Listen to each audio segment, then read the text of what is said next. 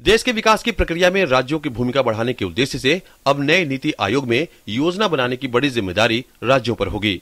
देश में योजना बनाने के पूरे ढांचे में ही आमूलचूल बदलाव के साथ अब तय किया गया है कि गांव को संस्थागत तरीके से योजना बनाने की प्रक्रिया का हिस्सा बनाया जाएगा।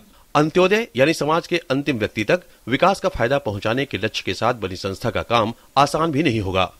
योजना आयोग की जगह लेने वाले नीति आयोग की टीम के नामों का आज ऐलान कर दिया गया। प्रधानमंत्री नरेंद्र मोदी इसके अध्यक्ष होंगे, जबकि अर्थशास्त्री अरविंद पनगड़िया को उपाध्यक्ष बनाया गया है।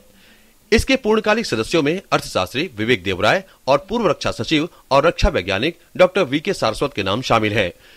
पदेन सदस्यों में गृह मंत्री राजनाथ सिंह, वित्त मंत्री अरुण जेटली, रेल मंत्री सुरेश प्रभु और कृषि मंत्री राधा मोहन सिंह शामिल हैं। जबकि विशेष आमंत्रित सदस्यों में परिवहन मंत्री नितिन गडकरी, सामाजिक न्याय और अधिकारिता मंत्री थावरचंद गहलोत और मानव संसाधन विकास मंत्री स्मृति ईरानी होंगी।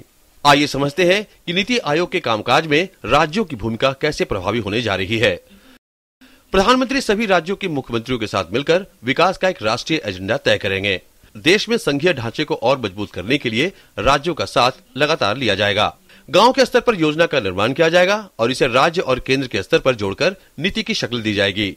विकास की गति को तेज करने के लिए विभिन्न राज्यों अथवा विभागों के बीच मामले के निपटारे के लिए भी नीति आयोग में व्यवस्था होगी।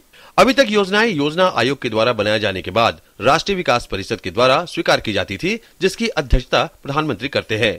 लेकिन अब नई व्यवस्था में राज्यों के मुख्यमंत्री ही अपने अपने राज्यों की प्राथमिकता के आधार पर योजना बनाते नजर आएंगे। इसके साथ ही नीति आयोग का फोकस 5 करोड़ छोटे और मध्यम दर्जे के उद्यमियों पर होने जा रहा है, जो रोजगार पैदा करने के लिए असरदार भूमिका निभाएंगे। Bureau report, DD news.